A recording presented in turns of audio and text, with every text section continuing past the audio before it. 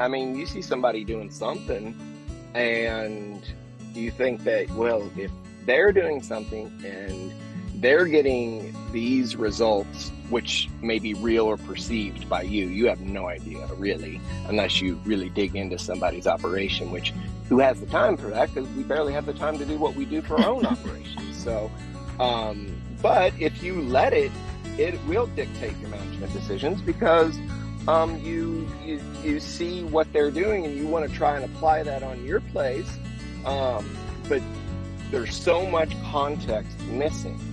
Hey folks, this episode is brought to you in part by the Red Angus Association of America. Let's hear how they can help you with your heifer selection process. The cow. No wonder they call her the foundation female. On her shoulders rests the genetic basis of any cow herd. So it's critical she measures up to your expectations for stability and fertility. How can you create more high-quality females while eliminating the guesswork and upfront costs that accompany heifer development? The Red Angus Association of America has launched Red Choice, a program designed to aid producers in developing the highest quality heifers through genomic testing, AI technology, and veterinarian partnerships. Heifers that meet the criteria are more likely to stay in the herd, propagate the best genetics, and make a positive impact on your bottom line. Learn more about Red Choice at redangus.org. Hey, I'm Shay Keister, and I'm your host for the Casual Cattle Conversation podcast, where we talk about all things related to ranching by connecting you to peer ranchers and industry leaders to improve the profitability of your operation and your lifestyle. Now, if you are looking for a community of ranchers, sign up for my monthly Rancher Mind events. Rancher Mind events are mastermind events for ranchers. You join a Zoom link and you sit down and have a conversation with other ranchers and industry leaders about specific topics that help you improve your operation and face the challenges that we face as an industry as a whole. Now, if you want immediate ranch management advice, go to my website, casualcattleconversations.com/newsletter, and sign up. When you sign up, I will send you a free PDF with 22 ranch management tips from the ranching gurus who have been on my show and poured out their knowledge for all to hear. With that, be sure to follow me on Facebook and Instagram by following Cattle Convos. You can connect with me there, or you can go to my website, casualcattleconversations.com, to find anything you may need. I'm excited to meet you. Okay, Jason, well, I'm really excited to have you on the show. One, because I've been following your podcast for a long time. And two, the mental health conversation is something that is important to me, and you talk about it a lot. And I mean, that's really your whole platform, a lot of it. So I'm excited to have you on here. So thanks for joining me today. Oh, thanks for inviting me on. I appreciate any time I get to chat, and especially with a fellow podcaster. Well, awesome. So we're really going to focus on comparison syndrome today because I saw you made a post about it. And when you made that post, I thought about it and I was like, that's something a lot of people need to remind themselves and hear. But before we dive into that conversation, can you talk about what your role in agriculture looks like today and maybe a little bit about what you discuss on your podcast for maybe those who aren't familiar? Yeah, so I mean, as far as my role in agriculture, I have about a 200 head cow calf operation. My dad owned the local livestock market for a number of years. He sold it when I was a kid, but he still was involved. He still had a large size cow calf operation, especially for our part of the country. I'm in the Ozarks of Missouri, so the northern Ozarks, about halfway between Springfield and St. Louis. So as far as like what my day-to-day looks like with it, like I said, we calve twice a year in the spring and fall, and then mostly sell most of our calves at market. I keep a few for custom freezer beef, and then I background all my heifers as well. So I don't take in a whole lot of outside cattle. I did for the first time actually last year, took in some outside cattle, and it was an okay experience. I'll probably it's something I don't know this year with the way prices. I don't know if I want to pay that much on the front end this year for them. But yeah, it's been a really I I really enjoy it's I'm agriculture, and especially the cattle industry is something that I am super passionate about because it's given me so much. Well, that is great to hear and kind of a common theme on the show. So, do you have other roles outside of your ranch and your cow calf operation? I mean, Yes. you probably have a lot, but what about kind of careers or even talk about your Yeah. podcast a little bit briefly? Like, Yeah, sure. I'm in transition from um at this time of the day is my drive time home from work. I work 40 hours a week as a pharmacist. So that's a obviously it's a big part of what I do. I mean, it's my main source of income. But also, also I have the podcast, which you asked me to speak about a little bit, and that's the podcast is where I kind of bring all of my lives together with agriculture, healthcare, the importance of having a strong family home. Um, all of that really comes together, and I talk about pretty much anything I do in the rest of my life. That's where I talk about it is on the podcast, and in a number of different forms. A lot of the talk has been mental health, but it's having a strong home life, strong faith foundation, all just it's a great big kind of amalgam of things. well, it's good to listen to, and I appreciate you talking about that. So, kind of diving into today's topic, how do you define comparison syndrome? Yeah, so and it's something that I mean for me myself, it's something I struggle with mightily, and I think a lot of farmers and ranchers do. Um, to me, it's just you're always measuring up you how you compare. I mean, not to use a cyclical definition, but how you stack up, how you match up, how your operations look in comparison to somebody. And now, thanks to social media, it doesn't have to even be your neighbors. It can be people from anywhere, anybody you see on social media, and you look at what you have, and you compare it to what everybody else has.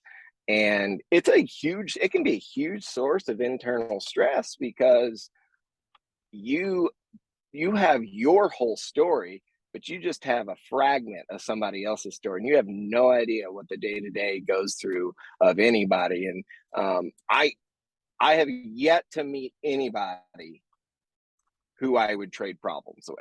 You know what I mean? So like Yeah. I'm familiar with my problems, and I can handle them. But like you give me somebody else, so I think that's what you have to really think about is when you start talking about comparison syndrome is yeah, that theirs may look shinier, nicer, prettier, um but what's behind the scenes? What do you not see? And like I said, I've yet to meet someone I would trade problems with. I think that's a really good point to bring up, and especially on the social media front, because it is phenomenal that, farming, ranching, agriculture, that it can be shared on social media, but it is Right. really easy to get caught up in saying, oh, well, so and so was able to get this new piece of equipment, or look at what management practice they're doing. Yeah. And but like you said, you also don't know what problems they're facing underneath the surface because Right. as I talk to more people who are podcasting or social media influencers or just day-to-day people, I get caught up in that too. But then if they open up and talk about their problems, you're right. I wouldn't want their problems. So No. I'll keep mine. Yeah, and that's the way you have to look at it. Like, and again, I think I said it already, but I think it's really important. You have you have your full story, and very rarely do you have everybody else's full story or someone else's full story. So, do you view comparison syndrome and imposter syndrome separately, or do you think they tie into each other? So, and you asked me this question, when we talked to discuss what we were going to talk about, and I don't really have a good answer, um, because I think either way you look, you can look at it where they're different and the same. Um, I think they're probably bred out of the same type. Imposter syndrome is you thinking that you don't belong, or you don't think you um, are as good as somebody may perceive you to being. Like you're actually really incompetent, but people view you as being totally competent in something. Whereas with comparison syndrome, I don't think competency is ever really something that is, I mean, it can be questioned, but um, it's a I think when you get into comparison, you look at, here's what I have versus what they have. And when you talk about imposter syndrome, it's really what you don't have, I feel like, or like what you feel like you don't have. And I'm not sure it's like a thing that you can really like, well, this is this versus this, like that you can really totally separate them. But, I think there are some distinct things that make them different. Okay. So, you mentioned that you face comparison syndrome yourself, along with many other ranchers. How do you see that impacting you as you go about managing your ranch? Does it impact you when you try and make decisions?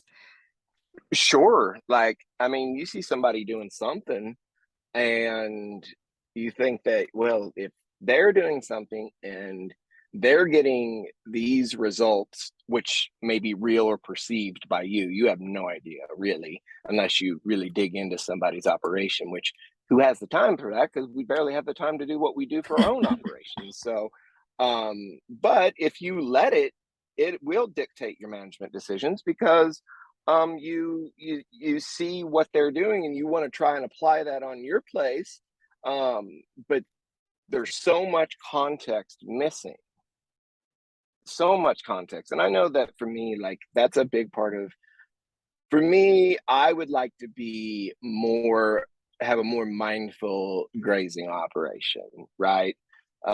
That's something that I really, something I fail at,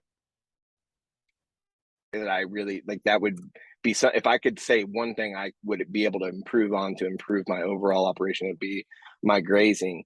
Um, but as we were talking about, I, right now in my life, I don't really have the time to devote to that. I mean, we all have time for what's important to us. I think that's a really important thing. I don't have anything I'm willing to give up right now, the way my life is, to make those huge improvements yet. I mean, someday, yes. So, I mean, we all have to have a life and have an operation that serves our lifestyle, whatever that lifestyle may be. And I think that's a huge part of the sustainability discussion that's not ever really talked about, is, is it sustainable to keep doing things the way you're doing them, as far as from a mental and emotional aspect.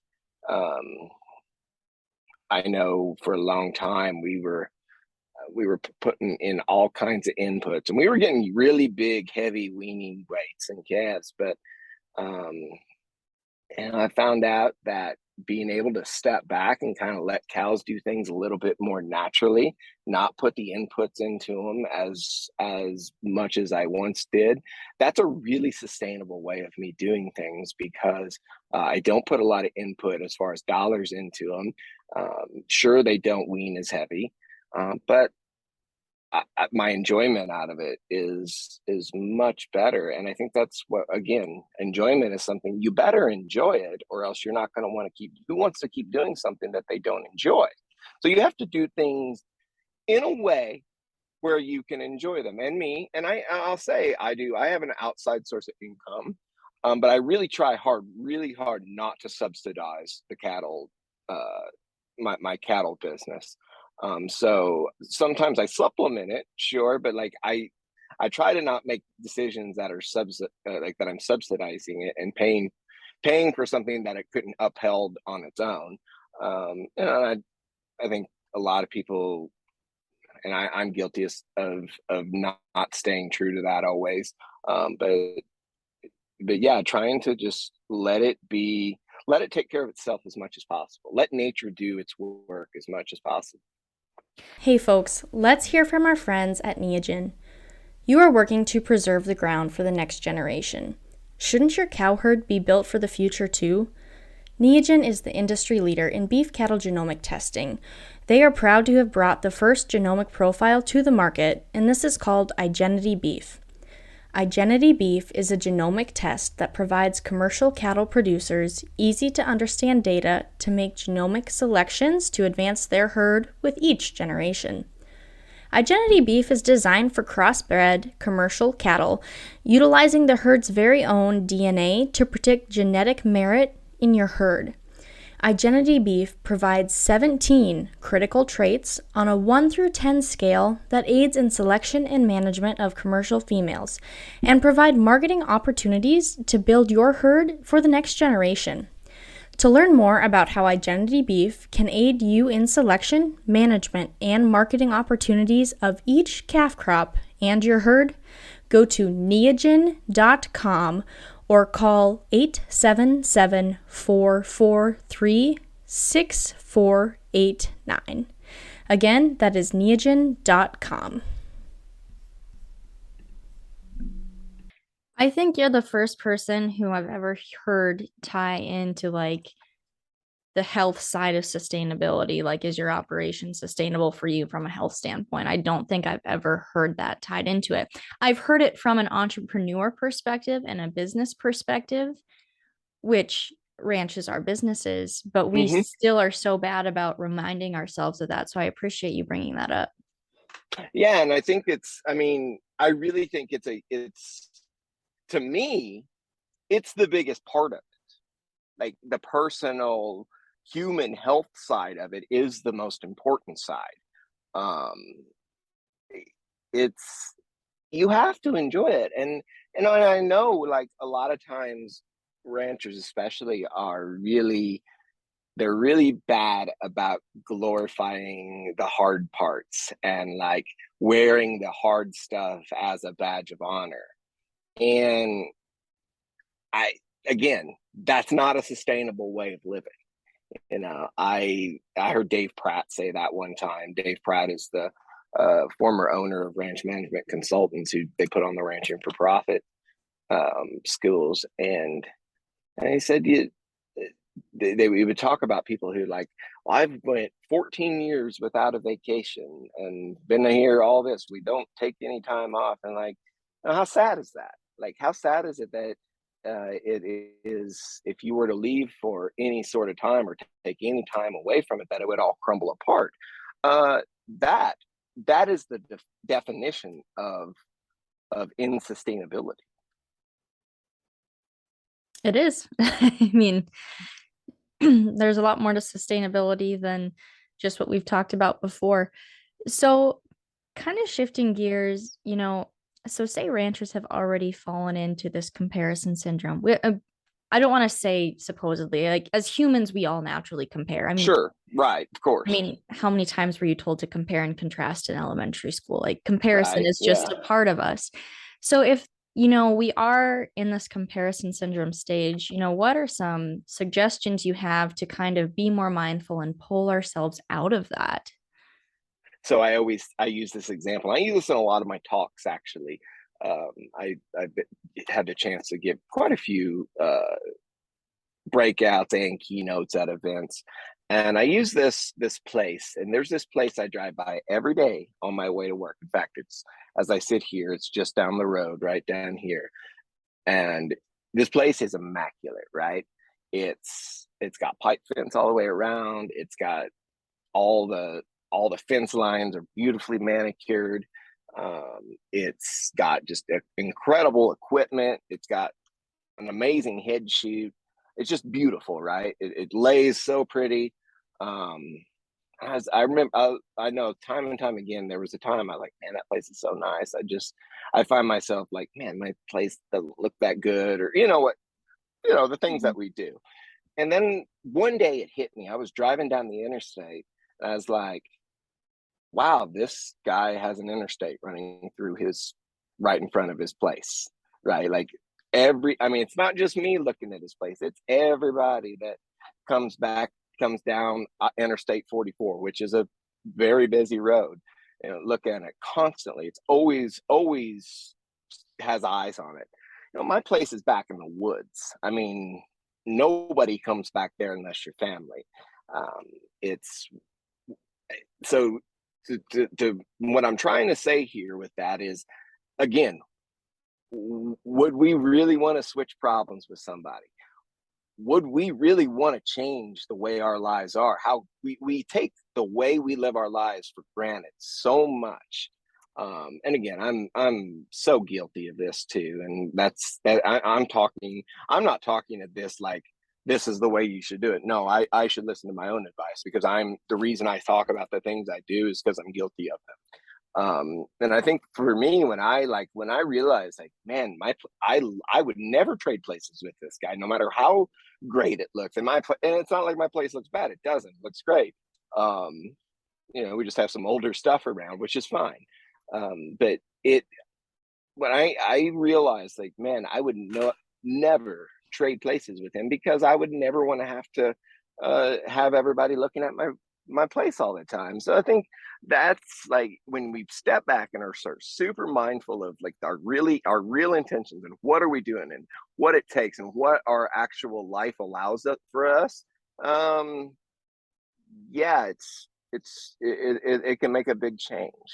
Um, Lost my train there. Sorry. Um, so yeah, I just try to remind myself of the of what really matters, and what I really get out of things. And not to keep running on this, but my wife and I, we have a set of core values that we have for our family, for our relationship, and I have them for my businesses too. And like, what do we want to get out of this business? Like, and do I want a business where everybody looks at it and thinks how immaculate it is? It doesn't really matter to me. But do I have a place where I can do what I want and enjoy what I want, and not have the pressures, and have freedom with some of my decisions? Yes, absolutely. So as you can tell, which one of these places fits into my core values? It's the place I have. So that's a long tangent answer to that, but um, that's really how I can best define how to get out of that trap, is to really think about what really matters to you. Well, I appreciate that. And I mean, you said you made a lot of great points there, but I appreciate your core values, because to me that kind of goes back to, well, what are you making it mean to yourself? Like, are you Mm-hmm. hitting those core values? Like, are you making it mean that you're not hitting your core values? Well, then maybe change your core values if that's Maybe it's something. time. Yeah, I mean, exactly. Yeah, and we can't be like wandering around aimlessly. We have to have something, like we have to have some sort of purpose to why we're doing what we're doing. And that's with life in general. That's with every aspect of our life. Like, we have to have a clear definition. What do we want to get out of this? How are we going to obtain that? We have to have this roadmap. I mean, it can be very general, very sometimes vague, but you still have to have an idea, or else mhm. you'll never accomplish what you want to. No, I agree. And I think that's, like you just said, important with everything. I don't need to reiterate that. You said it just right. Right. Yeah. So, kind of broader scope, because you deal with this mental health realm so much. I shouldn't say deal with. You work with this mental Sure. health Yeah. area so much. If you could permanently change one thing about the rancher's mindset or mental health, what would it be? Yeah, I think it's where, like, what's the most important thing? I mean, I get there things have to be taken care of when they need to be taken care of. Like, that is not lost on me. I've done a lot of hard work and realized there's a lot of work that can't wait. But on my really early in fact, it might have been on the first episode of the podcast, I talked to Val Farmer, and Val Farmer is a clinical psychologist who has done this kind of work in ag mental health for a really long time. And he said to me one time, like, we have to switch the relationship that the farm has to us. So many of us treat it as if it was our mistress. We take away time from our family. We take away from things that are actually more important. And we sometimes spend too much time. If we spend too much time away from, with it and not with our family, this fissure begins to create. That was a really bad way to say that. You shouldn't spend any time with a mistress, but you understand what I'm saying. But instead of treating it like your mistress, where it's almost like this guilt thing, or you're taking too much time, you need to treat it more like you would a baby, where that baby needs nourishment, needs time. There are certain times where that baby only needs you, but gradually it's going to need, you can step away from it, and the baby can be more self-sufficient and self-sustaining.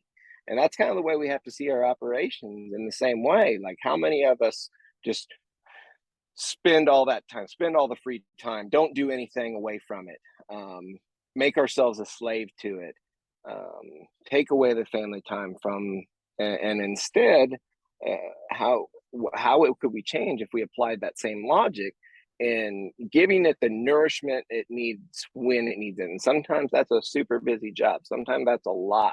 But there are times where you can step away from it too. And man, that when he said that to me, that really changed my outlook on it, because it was something I was struggling with, and I struggled with for a really long time. And it caused some friction in my marriage. And man, whenever I just really changed how I saw that, it made a huge difference.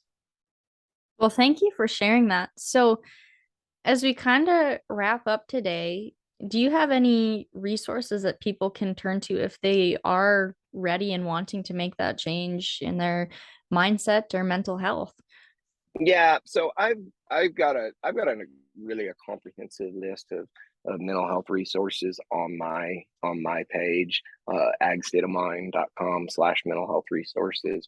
But I love to listen to podcasts. I love to read books on this thing.